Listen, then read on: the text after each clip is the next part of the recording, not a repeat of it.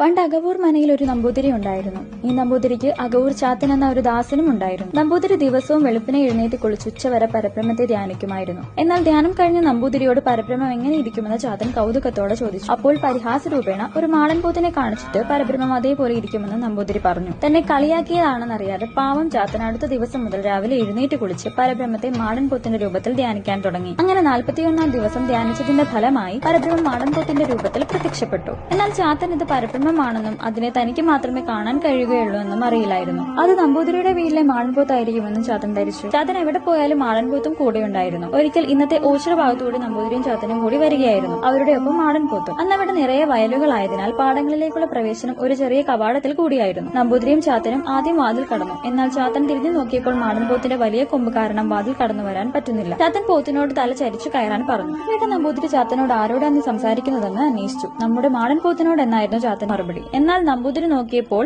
അവിടെ ഒന്നിനെയും കാണുന്നില്ല. വീണ്ടും ചാത്തൻ മാടൻപോത്തിനോട് സംസാരിക്കാൻ തുടങ്ങി. ഇതേ തുടർന്ന് സംശയം തോന്നിയ നമ്പൂതിരി ചാത്തനെ തൊട്ടുകൊണ്ട് അവിടേക്ക് നോക്കി. സാക്ഷാൽ പരബ്രഹ്മം മാടൻപോത്തിന്റെ രൂപത്തിൽ നിൽക്കുന്നത് നമ്പൂതിരിയും ദർശിക്കാനായി. നമ്പൂതിരിയെ കണ്ട മാത്രയിൽ പോത്തിന്റെ രൂപത്തിലുള്ള പരബ്രഹ്മം ഓടിച്ചെന്ന് ചിറയിലേക്ക് ചാടി. ആ ചിറയാണ് ആദ്യം പോത്തിൻ ചിറയായും പിന്നീട് ഓച്ചിറയായും മാറിയത്. പോത്ത് പോയതോടെ ചാത്തൻ വിഷമത്തിലായി. പിന്നീട് ആ പോത്ത് പരബ്രഹ്മമാണെന്ന് മനസ്സിലായതോടെ തന്റെ അവസാന കാലം വരെയും ചാത്തൻ ഓച്ചിറ പടനിലത്ത് പരബ്രഹ്മത്തെ ധ്യാനിച്ചുകൊണ്ട് ഭജനമിരിക്കുകയും അവിടെ തന്നെ സമാധിയാവുകയും ചെയ്തു.